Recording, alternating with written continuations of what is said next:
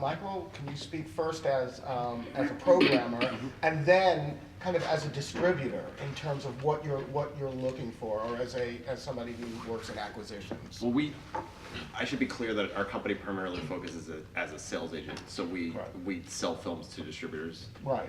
We have actually distributed 1 or 2 films ourselves, but not very much. It's our main business is I do acquisitions for sales. Right.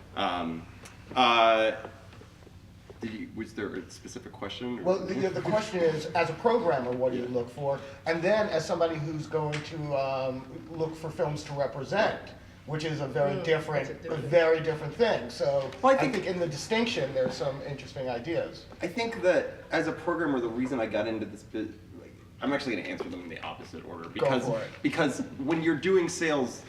So you screw up my segue. No. But that's okay. When you're doing sales, I mean, it's a business, right? So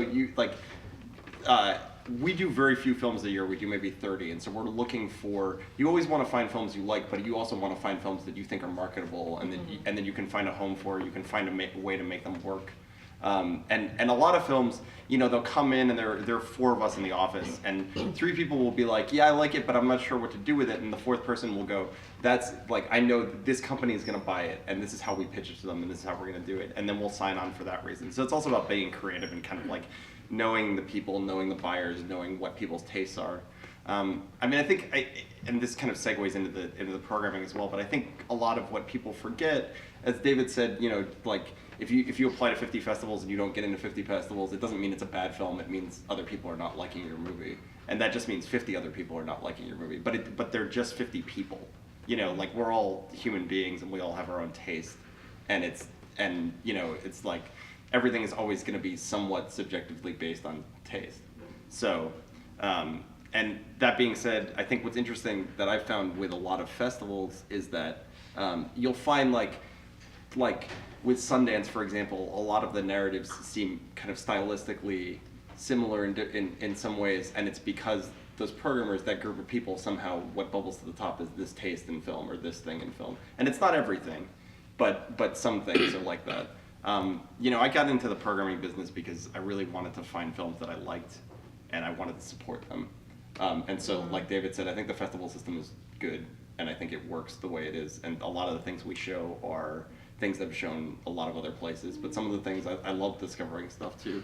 And it's really just finding stuff that I really want to put my weight behind, the little weight that we do have. And that's the other thing too.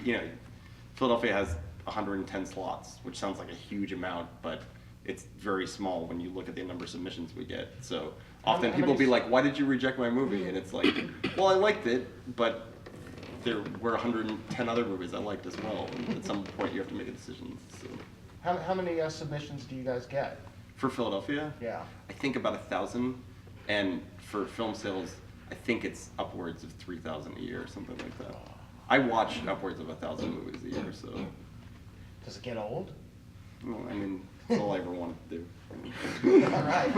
So Ryan, what are you looking for when you are going to take a movie out and represent it? Well, I mean, there's, my love of film is so broad-based. I mean, I love 8-hour Hungarian art films like Satan Tango, and then I love Barbed Wire Dolls by Jess Franco on the other side. So I can go from art film to women in prison film in a heartbeat. So I just know what I'm passionate about, and I can usually start in my mind imagining how I can work with that film. Who's my audience, where I can go with it, what kind of things can I do with that film in terms of finding it an audience, finding a way to monetize it for filmmakers, because I still think that's, of course, that's the goal, is that you'll generate some sort of revenue and find an audience that way.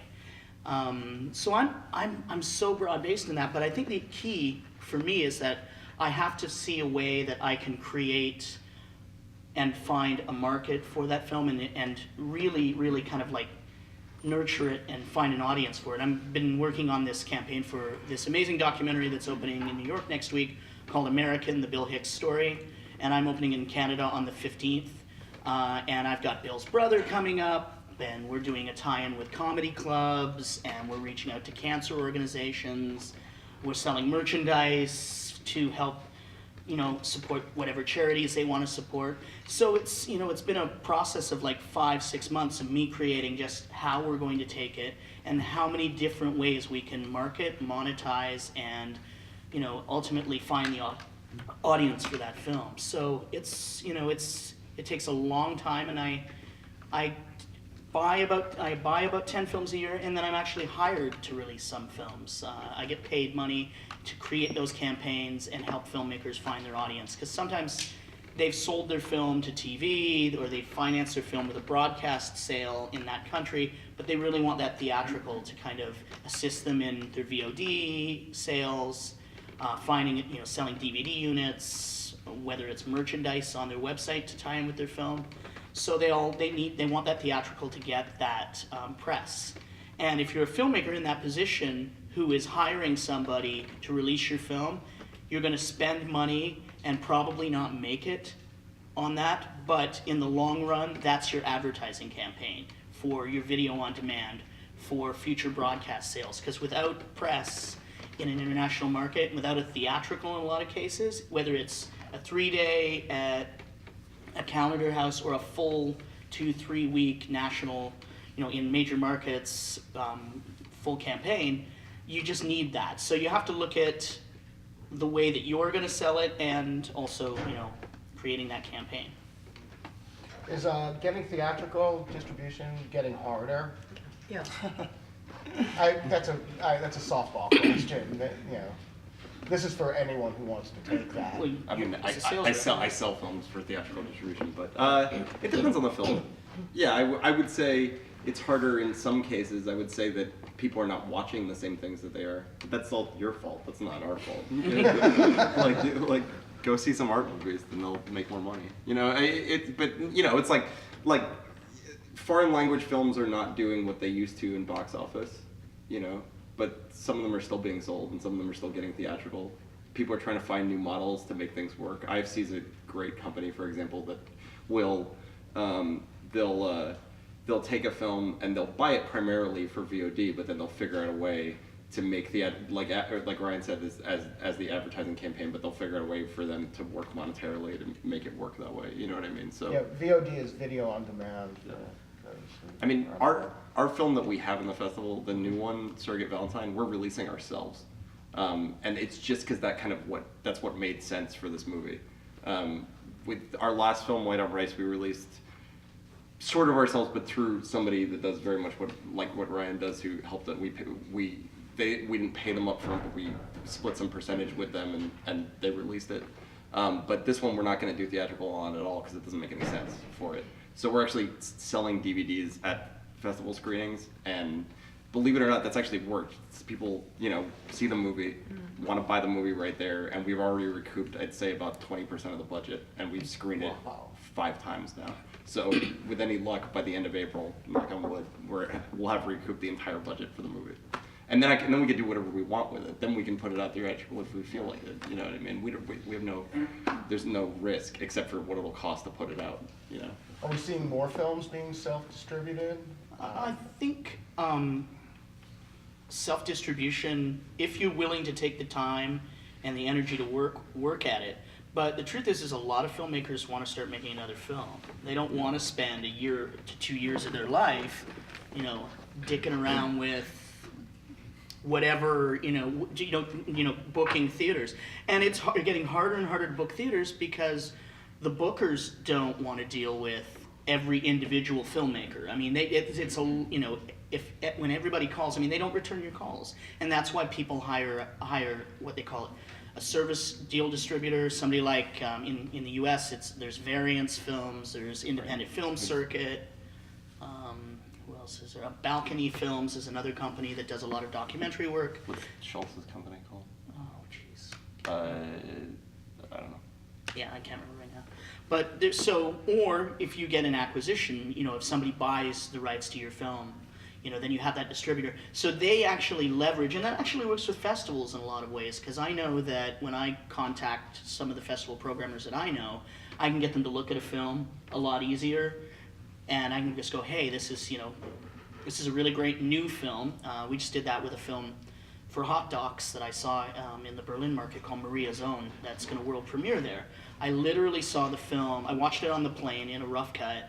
We signed the deal when I got back, and within 48 hours of giving the programmer hand delivering a DVD, we were in the festival. So they took the time and jumped to the front of that. So your distributor or your producer's rep or your sales agent are going to be able to help you navigate which festivals are the best places for you to showcase your film. If you have an LGBT film, New York is going to be a great place to show it. If you have a genre film, Fantastic Fest, you can't get better. And David runs one of the most respected documentary festivals in the world. And Berlin, of course, you know. We haven't got to Berlin. She's the real heavy. Oh, I know, hitter on she's this. the heavy hitter. Yeah, the Berlin market and the Berlin Film Festival I'm carries so working much behind weight. the scene, but when I listen to this, you know, Greg Araki's first two films were in Munich. They cost 5,000 budget each, Yeah. and they got theatrical distribution in Germany. It is unheard of now. Very sorry, but you can make TV deals in Germany still. But formerly, you know, I was working there in the 80s. 80% of the indies were sold either theatrically or to TV. It was fantastic. Well, Alexander Rockwell, Jim Jarmusch, of course, Alison Anders, Greg Araki, Linkletter. We had, yeah. So it's, but these times are gone. But you can still make a TV deal, and they pay quite well. You know, the German TV. So there you go. The answer is yes. It's harder to get theatrical. That was the answer. But you, I mean, I believe in our film, and I believe that maybe in the 80s it actually might have sold theatrically. But we're making it work in the way that we can. You know, it's like, and I think more than anything, what it is filmmakers are looking at numbers now. It used to be, you know, you went out and there was this kind of dream idea of your film would get bought by a distributor, and that means something so different now because there are all these platforms. Because people are thinking about, are we going to make the most money back if we just sell the TV, and that just recoups like all the money that way, or you know, if we release it ourselves and cut out any of the middlemen, will that make the money back? Whereas theatrical is a tougher prospect. So they might actually think, even if we can get theatrical, is that the point? Is that the end game? Because isn't it it's expensive, is it not? I was curious, I mean, Ram, what you said about what percentage of the films you work with on the sort of pay deals or whatever, do you think actually in the end recoup their money?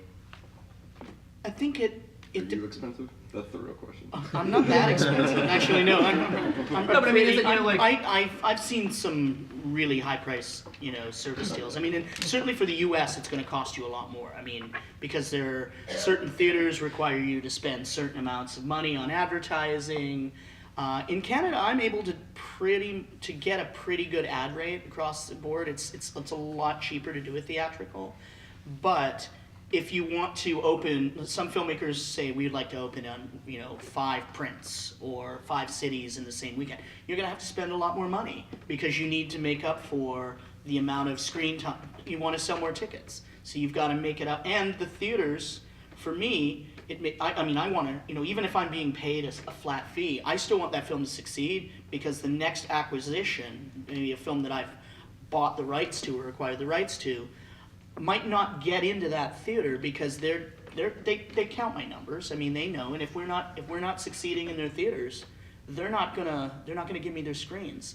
So there's as much of a risk for the long term as a distributor because it can take you out of the game. You'll see some of the smaller distributors, all of a sudden stuff won't be coming out from them as frequently, and then you get a hit again, and then all of a sudden everybody's talking with you again. So it's tough. But, you know, I think the way to look at theatrical, especially if you know, in the case of a service deal, I mean, it's an advertising campaign. Look at it that way, and you're going to be less disappointed because you're trying to make the film stand out for a broadcaster, for a TV station. It adds value. Or a calling card too. Yeah. Like if you were trying to get. That's why we did a service deal in the last movie, so that we could get the director out there and people knew who he was. So now if I mention the movie to somebody, they're more likely to help us out in some way because they believe he is somebody, and that's how we made this movie so cheaply. And Ryan's right, it does take a long time to release something, even with a service deal theatrically yourself.